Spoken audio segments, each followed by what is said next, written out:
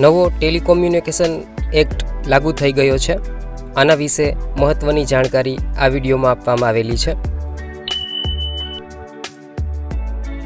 વિવિધ ન્યૂઝમાં આ અંગે જાણકારી આપવામાં આવેલી છે.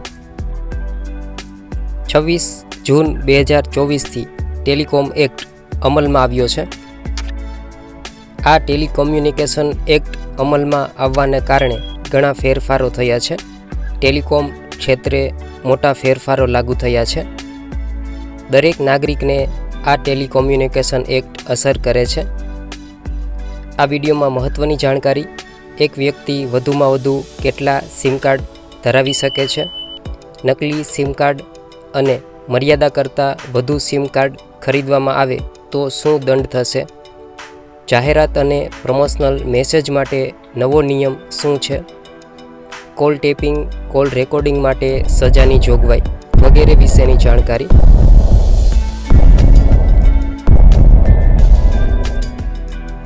સૌપ્રથમ જોઈએ નવો ટેલિકોમ એક્ટ ચર્ચામાં શા માટે. 26 જૂન 2024થી દેશમાં નવો ટેલિકોમ્યુનિકેશન એક્ટ 2023 આ કાયદો અમલમાં આવ્યો છે. આમાં જુદી જુદી જોગવાઈઓ કરવામાં આવેલી છે. આ કાયદા વિશે પરિચય, સામાન્ય જાણકારી. સૌપ્રથમ લોકસભામાં બિલ રજૂ થયું, ત્યારબાદ રાજ્યસભામાં અને ત્યારબાદ રાષ્ટ્રપતિની સહીથી આ કાયદો બન્યો છે. આ કાયદામાં કુલ 62 સેક્શન છે, જેમાંથી હાલમાં 39 સેક્શનનો અમલ થઈ રહ્યો છે. એક વ્યક્તિ વધુમાં વધુ કેટલા સિમ કાર્ડ લઈ શકશે?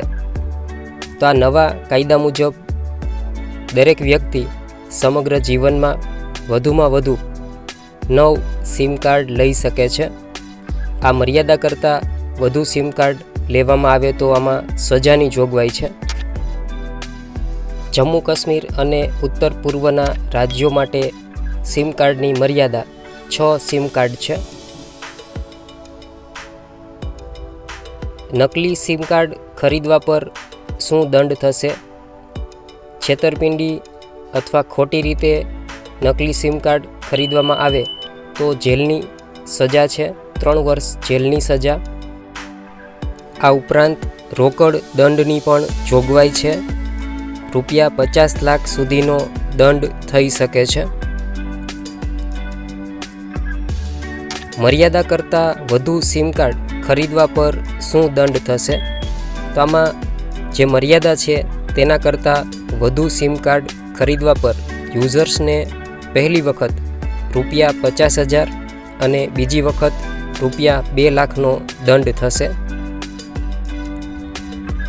જાહેરાત અને પ્રમોશનલ મેસેજ માટે નવો નિયમ તે જોઈએ.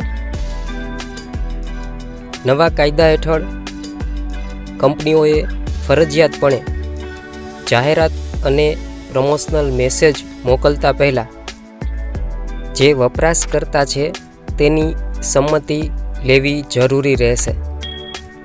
તો આનાથી ગ્રાહકોને ફાયદો થશે. તેવી જ રીતે ટેલિકોમ સર્વિસ પ્રોવાઈડર કંપનીઓ છે તેમણે એક ઓનલાઈન મિકેનિઝમ, એક ઓનલાઈન વ્યવસ્થા બનાવવી પડશે અને ગ્રાહકો ઓનલાઈન ફરિયાદ નોંધાવી શકશે. આમાં ગ્રાહકો માટે વધુ સુરક્ષાની જોગવાઈ છે. ડુ નોટ ડિસ્ટર્બ રજિસ્ટર્ડ વપરાશકર્તાઓને અનિચ્છનીય કોમર્શિયલ સ્પામ મેસેજ અને કોલ્સથી બચવા માટે આમાં કાયદાનું પીઠબળ જોવા મળે છે, તેની પણ જોગવાઈ છે. તેવી જ રીતે ગ્રાહકો માટે ઓનલાઈન ફરિયાદ નિવારણની વ્યવસ્થા કરવામાં આવેલી છે. બીજાની ઓળખનો ઉપયોગ કરીને સિમ મેળવવું એ સજાને પાત્ર થશે. સરકાર દ્વારા નેટવર્કનું નિયંત્રણ. તો આ નવા કાયદામાં સરકાર જરૂર પડીએ નેટવર્ક સસ્પેન્ડ કરી શકે છે, તેમજ યુઝર્સના સંદેશાઓને અટકાવવા માટે પણ સરકાર સક્ષમ રહેશે. તો આ પણ મહત્ત્વનો ફેરફાર કહી શકાય.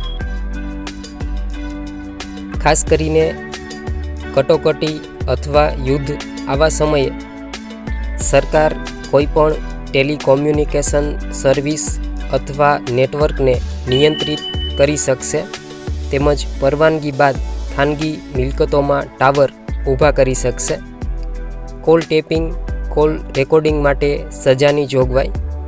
ટેલિકોમ નેટવર્ક ડેટા એક્સેસ કરવો, ટેપિંગ અથવા પરવાનગી વગર કોલ રેકોર્ડિંગ કરવું, આ બાબતો ગુનાપાત્ર ગણાશે. આમાં 3 વર્ષની કેદની સજા અને 2 કરોડ રૂપિયા સુધીનો દંડ થઈ શકે છે. સ્પામ નંબરો સાથે વ્યવહાર કરવા માટે પણ આમાં કડક પગલાંની જોગવાઈ છે. ટેલિકોમ કંપનીઓએ જે છેતરપિંડી કરતા સ્પામ નંબરો છે તેને રોકવા માટે હવેથી કડક પગલાં લેવા પડશે. રાઇટ ઓફ વે હેઠળ નિયમોને સરળ બનાવવામાં આવ્યા છે. કયા જૂના કાયદાઓમાં ફેરફાર થયો છે? તો આ નવા કાયદાને લીધે 138 વર્ષ જૂના ભારતીય ટેલિગ્રાફ એક્ટ તેમાં બદલાવ આવ્યો છે. તેને બદલે આ નવા કાયદા અમલમાં આવ્યા છે. આ ઉપરાંત the Indian wireless telegraph act 1933નું સ્થાન આ નવા કાયદાએ લીધું છે. ટ્રાય એક્ટ 1997માં પણ સુધારો કરવામાં આવ્યો છે. આ કાયદાના કેટલાક મહત્ત્વના સેક્શનો આ પ્રમાણે છે. તો તેમાં જુદા જુદા મહત્ત્વના મુદ્દાઓ: રાષ્ટ્રીય સુરક્ષા, જાહેર સલામતી, કાયદાના પરિમાણો, ડિજિટલ ભારત નિધિ, વપરાશકર્તાઓની સલામતી વગેરે. વિડીયોનો સારાંશ: મુખ્ય મુદ્દાઓ. ટેલિકોમ્યુનિકેશન એક્ટ 2023 26 જૂન 2024થી અમલમાં આવ્યો છે. વ્યક્તિ વધુમાં વધુ 9 સિમ કાર્ડ લઈ શકે છે. મર્યાદા કરતાં વધુ સિમ કાર્ડ ખરીદવા પર દંડ થશે. છેતરપિંડીથી સિમ મેળવવું સજાને પાત્ર થશે. નકલી સિમ ખરીદવા પર ₹50 લાખનો દંડ અથવા 3 વર્ષની જેલ થઈ શકે છે. સરકાર ઇમરજન્સીમાં ટેલિકોમ સેવાઓને નિયંત્રિત કરી શકે છે. ગ્રાહકોને વધુ સુવિધા અને સુરક્ષા મળશે.